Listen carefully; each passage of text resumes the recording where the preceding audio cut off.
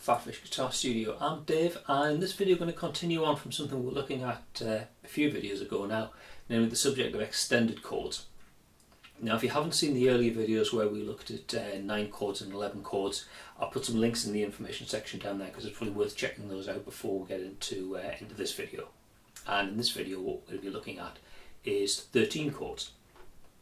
So what we did in those earlier videos, we looked at the idea of taking a triad or an 11th chord, a 3 or 4 note chord, and adding extra degrees on. So we added in a 9 degree to get a 9 chord, or we added in a 9 and an 11 degree to get an 11 chord. In this video we're going to be looking at 13 chords, so basically we're just keeping that process going and adding in the next alternate note from the scale, which is the 13th degree. So if we take a look at the notes of, say, the C major scale and think about what we're doing with those notes when we build chords. So in the C major scale we've got the note C, which is the first degree, D, which is the second, E, which is the third, F, which is the fourth, G is the fifth, A is the sixth, and B is the seventh. And that brings us back to C, and the whole thing starts again. So if we're building a chord, we're taking alternate notes. So we take, say, like a C as the 1, then the third, which is E, fifth, which is G, seventh, which is B, then say the ninth would be D. So basically D is the 9th degree, is the 2 degree, an octave higher, and then for the 11th chord we added in the fourth, an octave higher, which is F, and that gave us that C major 11 chord, C, E, G, B, D, and F. And if we're going to build 13 chords, basically we just keep that process going, and from the 11th degree miss out the 12th and add in the 13th degree, which in the case of C major is A, so it's the 6th degree but an octave higher. So that gives us the notes of a C major 13 chord are C, E, G, B, D, F and A. So it's a 7-note chord. So immediately you know this is going to be difficult, if not impossible, to play on a 6-string instrument like the guitar. But don't forget, we're not just thinking about these in terms of chords where you're playing all the notes sequentially. You could think of it in terms of an arpeggio where you're playing the notes in sequence. Or if you're playing in a band context, you could take some of the notes out of that chord and have one instrument play them, and then the remaining notes of the chord another instrument plays them, and then what the audience actually hears is the composite of that. And so if you're playing some of the notes of the chord and letting the bass player play maybe like the root note in the 5th degree, the overall thing that the audience hears will still be those 7th notes, but that it has been played over 2 different instruments. So the number of notes in the chord doesn't necessarily limit you to not being able to play them when all you have at your disposal is a guitar. If you want to play them as a chord, you bring in another instrument, or you play them sequentially and you play them like as an arpeggio. Okay, so that's basically all a 13th chord is. It's just a chord that's been extended and extended and extended until we end up with the 13th degree. But the basic principles are the same as what we saw when we looked at 9 and 11 chords. We're still starting with the chords that we already know. So if you take a major triad, add in the 7th degree to get a major 7th, and then keep going adding in 9, 11 and 13, we get a major 13 chord.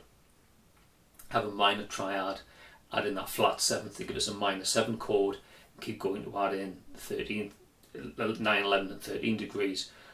We have a chord with the formula 1, flat 3, 5, flat 7, 9, 11, 13.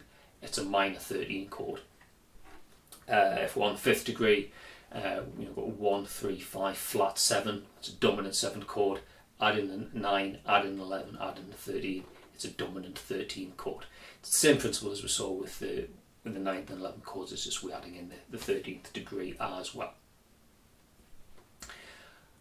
Okay, let's kind of put that into practice a little bit and look at what happens when we try and harmonise out a major scale.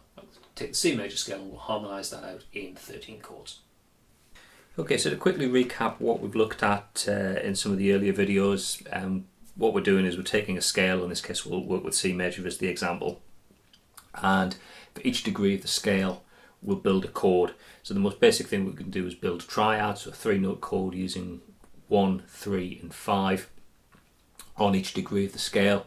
And remember, we're only using notes that come from the scale that we're harmonising. So in the case of, say, like that D minor chord there, the third of D is F sharp, but because we're working with the C major scale that doesn't have an F sharp in it, we lower the F sharp down to F, which gives us a minor chord 1 flat 3 5 rather than a major chord with the formula 1 3 5.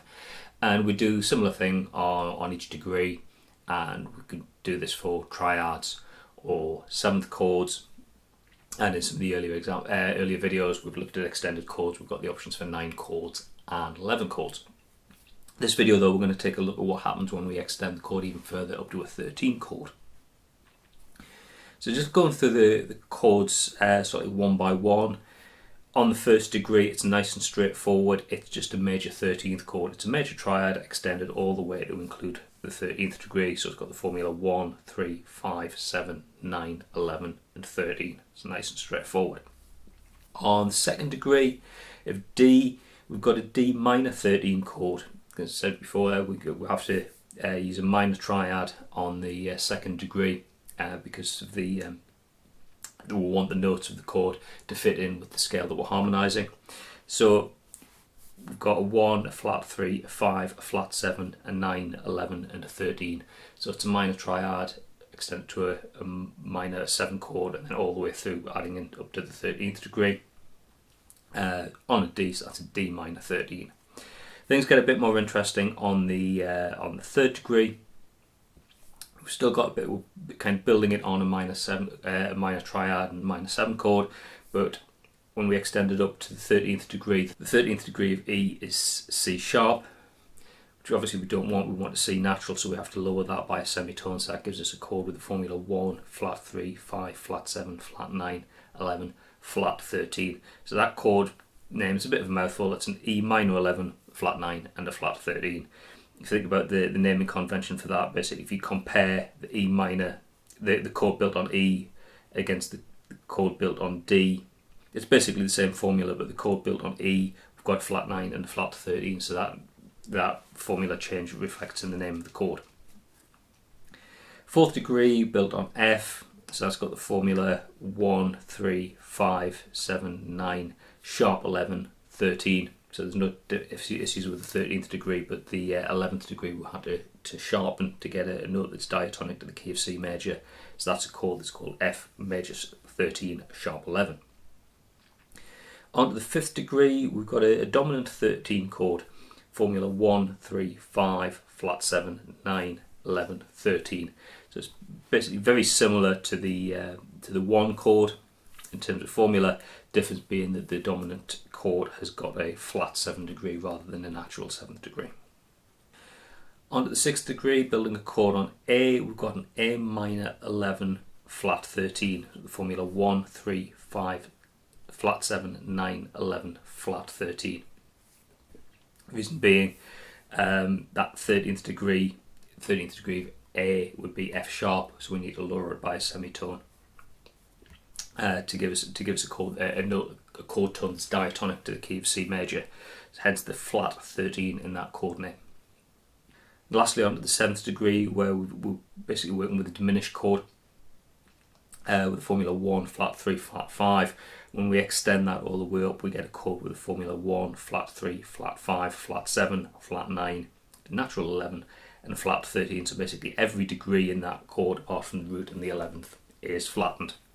So the name for it becomes a little bit long-winded. It's a B half diminished 11, flat 9, flat 13. So what we're saying there is we know what a B half diminished chord is. It's basically a B minor 7 flat 5. Extended all the way up to, say, like the 11th degree, makes it a B half diminished 11th, but we've also got a flat 9 degree and flat 13 degree. So the naming convention gets a little bit long-winded, but it's very descriptive about what the chord is. So quickly just looking at that in generic terms, so we worked through an example there in the key of C major, but that formula we've got, we can apply that within any scale. You could build a chord on each degree of the scale, apply those chordal formulas, and you'll harmonise the scale out in 13 chords. And like I said, there's some of the chord names are a bit long-winded. they're completely logical, so don't let that put you off things. What the name is, it describes exactly what the chord is. Let's take another look at those and do a little bit of reorganisation. So here's the C major scale organised in 13 chords, or harmonised out, chords we were looking at before. But remember what I was saying, that the 9, the 11 and the 13th are basically the same as the 2, the 4 and the 6th, but an octave higher. So let's renumber those degrees is the sub octave numbers, and just rearrange them slightly, and this is what we get. And you should recognise those formula, because what you've got there basically is the C major scale harmonised out in modes: Ionian, Dorian, Phrygian, Lydian, Mixolydian, Aeolian and Locrian. Yeah. So what you've actually got when you're playing a chord is, yeah, it's an arrangement of notes, and we're harmonising out like that parent, that key, that parent major scale, like that C major scale. But what you've actually got on each degree is a chord that's derived from the mode. Yeah. The notes that we've used in that chord, say on the second degree, 1, flat 3, 5, flat 7, 9, 11 and 13, you could think of it as being a 1, a flat 3, a 5, a flat 7, a 2, a 4 and a 6. Those are the notes of the Dorian mode. And I mention this partly because it's important you understand it in terms of theory, that what you're hearing is the chord that's derived from a mode. But you might actually see chords sometimes written in terms of the mode that they're derived from. So you might see something like D13 Dorian. You might confuse you. You think, well, why am I seeing D13? That's telling me it's some kind of chord. But the Dorian, that's some kind of mode. What that's actually telling you is play a chord with a root note of D, extended through to the 13th degree, but using the notes of the Dorian. Personally, I'm not such a big fan of that naming convention, but you will occasionally come across that, so just something to be aware of. Okay, so that look at 13 chords was probably a little bit quicker than what we did for the 9s and 11s, but really there's not that actually that much new ground to cover. We're just building on what we've already seen for the other extended chords. We're just doing it, adding in an extra note, going that one extra alternate note from the scale. Now, can we go any further? Well, no, we can't, because if you think about what we've got with the 13th degree, so this is the 6th degree, an octave higher, if we were to go the next alternate note up, wouldn't be the 14th, would take the 15th. 15th is basically the 8th, an octave higher, but the 8th is just the root note, an octave higher. So basically we're back where we started. So that the most notes that you can have in a chord is 7.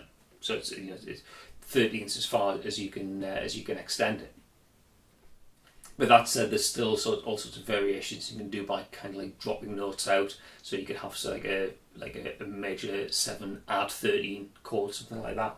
So there's still lots of variety, but in terms of adding notes, 13 is as far as you can extend it, which kind of makes sense really. Think about this: you're building a chord from a mode, and a mode only has 7 notes in it. Okay, so there's plenty for you to think about there.